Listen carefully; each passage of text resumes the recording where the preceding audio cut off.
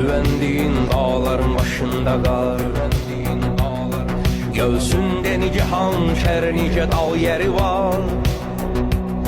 Şimdi Allah isterem ki sesimi bir işitsin, kalbimdeki bu amanı bilsin, yanıp tutuşan bir kul var.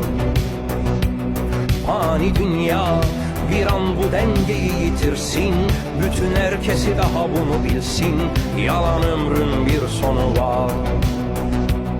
Şimdi Allah isterem ki sesimi bir işitsin.